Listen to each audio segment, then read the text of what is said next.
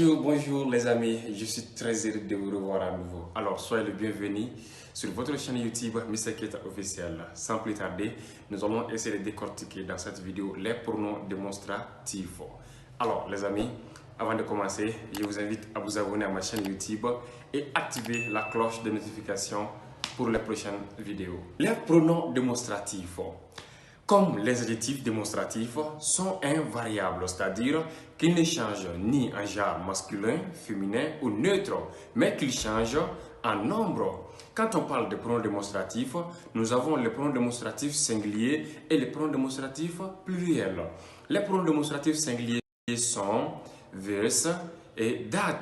This signifie c'est, ceci, celui-ci, celle-ci. Et that signifie c'est, cela, celui-là, celle-là.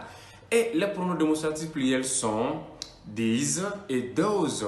These signifie c'est, ceci, celle-ci. Et those signifie c'est, cela et celle-là. Bene.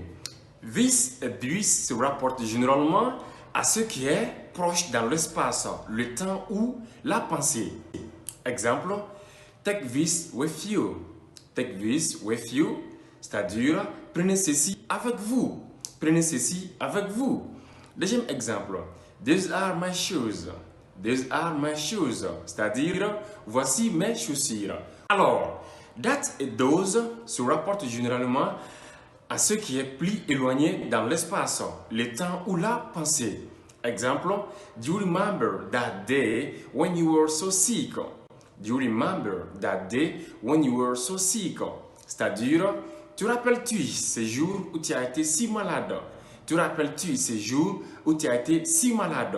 Deuxième exemple, c'est-à-dire, en ce temps-là, en ce temps, those et date se rapportent généralement à ce qui est plus éloigné dans l'espace, le temps ou la pensée. Mais this et these se rapportent généralement à ce qui est proche dans l'espace, le temps ou la pensée. Notre technique, nous allons donner la différence entre les adjectifs démonstratifs et les pronoms démonstratifs. Contrairement aux adjectifs démonstratifs, ils ne sont pas suivis par les noms. Ils servent à désigner ce qui est proche dans l'espace ou dans le temps et ce qui est éloigné. Donc, c'est ça la différence entre les adjectifs démonstratifs et les pronoms démonstratifs.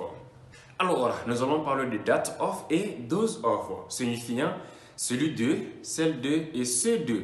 Celui de, celle de et ceux de se traduisent toujours par that of ou those of ou par le cas possessif. Exemple, he had no car, he used that of my father. He had no car, he used that of my father. Qui signifie, il n'avait pas de voiture, il utilisait celle de mon père. Il n'avait pas de voiture, il utilisait celle de mon père. Retenez bien que that of est utilisé lorsque nous parlons de singulier et those of est utilisé lorsque nous parlons du pluriel. Et that of et those of signifie tout simplement celui de, celle de et ceux de. Alors les amis, n'hésitez pas, si la vidéo vous a plu, abonnez-vous à ma chaîne YouTube et activez la cloche de notification pour les prochaines vidéos. Big up à Van Morrison depuis Chypre, notre grand réalisateur, le grand programmeur et le grand informaticien. Big up à Modibo Keita dit Van Morrison, Van Ba. Thank you very much, brother. We're together forever. Here's after you, brother. Together we can, and together we're gonna pick up so the challenge. See you then.